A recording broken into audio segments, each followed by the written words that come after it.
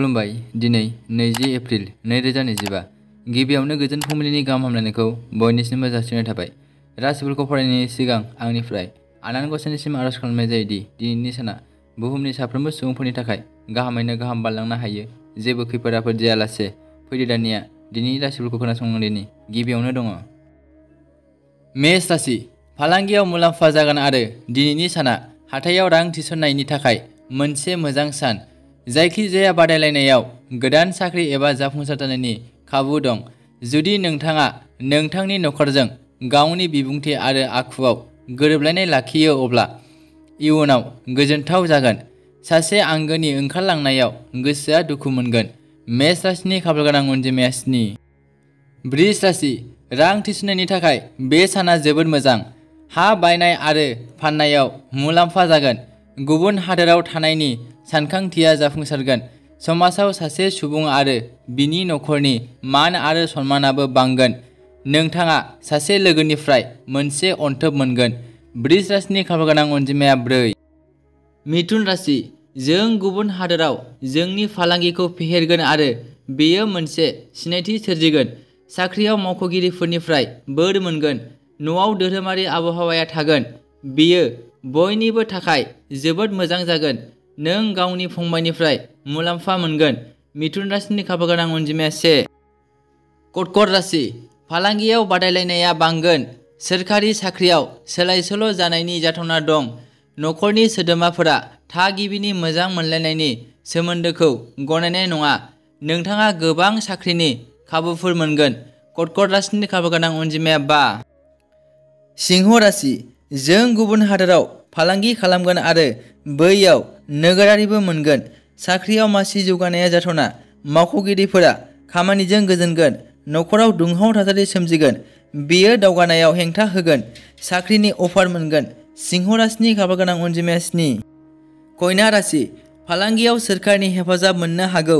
आयेनारि आयदाफोराव लोब्बा थानाय सुबुंफोरा मुलाम्फा जागोन। न'नि आबहावाया दुखु गोनां जानो हागौ। जाब्रबथायनि जाथावना दं। खाफालगोनां अनजिमाया 8। तुला राशि, दाहार होनायनिफ्राय गोजानाव था। नोंथाङा मोनसे गोदान फालांगि जागायनो हागोन। खामानियाव एबा जायखिजाया साख्रियाव सोंखारिनायजों दुखु मोनगोन। गोथार फालिथायफोरनि थाखाय न'आव खुसि थागोन। नोंथाङा गथ' गथायफोरनाव गोजोननाय मोनगोन। तुला राशिनि खाफालगोनां अनजिमाया 3।